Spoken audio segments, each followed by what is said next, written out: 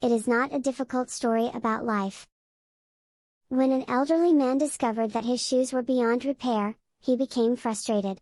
He walked a lot on a daily basis, so he knew he needed to find the best fitting shoes to support and protect his feet. Unfortunately, getting shoes back then was not as simple as it is today. The old man was well educated and held book knowledge in high regard. He was aware that wearing incorrectly sized shoes could be hazardous, resulting in blisters and other injuries. So he went out and bought all the books on how to find the best fitting shoes. He read dozens of books on how to properly measure his feet for the best shoes. While following the book's instructions, the man even made a measuring stick for measuring the foot and shoes. He went to the market when he was certain that he had found the best fit for his feet. He was very proud of all the information he had accumulated.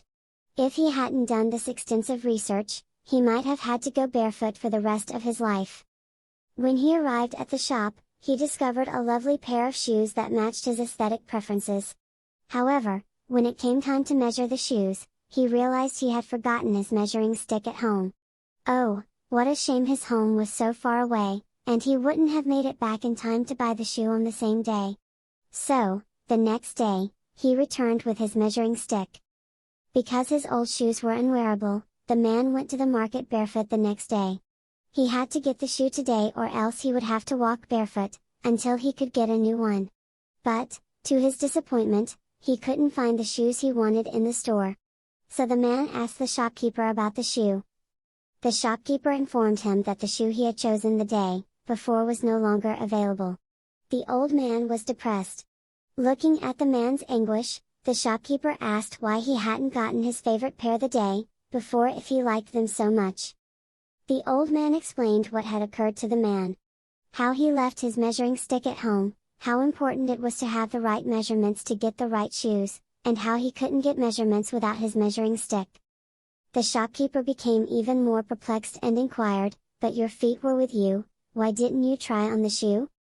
"All the books say that the shoes should have to be measured before getting them," the old man replied, perplexed. "Oh, no," exclaimed the shopkeeper. "You don't have to make purchasing shoes so difficult.